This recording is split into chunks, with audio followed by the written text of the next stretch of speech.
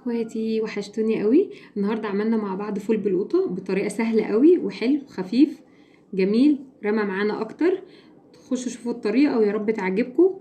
وهنزل لكم الفول الاسكندراني. بحبيكم، ما تنسوش المتابعه، ما تنسوش الاكسبلور. بحبكم قوي. نفعل الجرس عشان كل جديد ينزل لكم. بعد كده نزلنا بالبصل بالطريقه دي.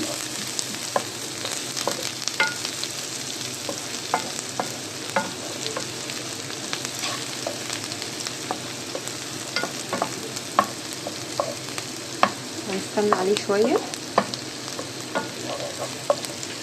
عشان نشوحه. هننزل ايه حبه خضره كده صغيرين على البصلايه.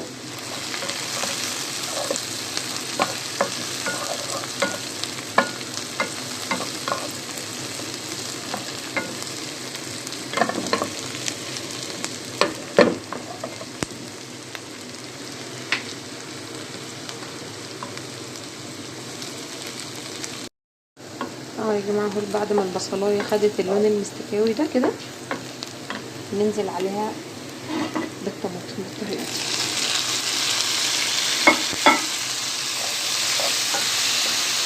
كل ده احنا ما حطيناش ولا توابل ولا حطينا اي حاجه خالص. هنغطي عليها ونسيبها تتسبك الطماطم مع البصل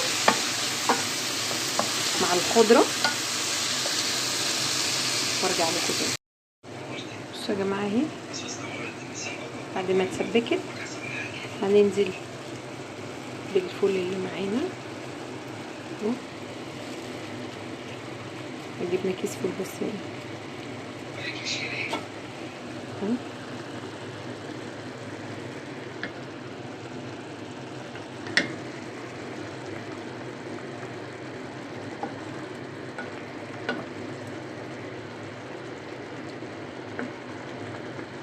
الناس اللي عايزه ازود معلقه صلصه تمام، بس انا مش عايزه ازود صلصه.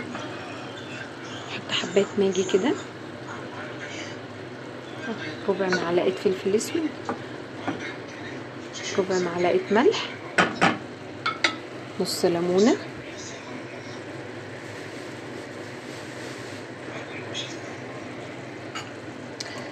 حبه شطه بقى من الدقه بتاعتي. ودي طبق الفول بعد ما خلص. بألف هنا على قلوبكم. جربوه وقولوا لي رايكم ايه. انا معاكم في الكومنتات. بحبكم قوي.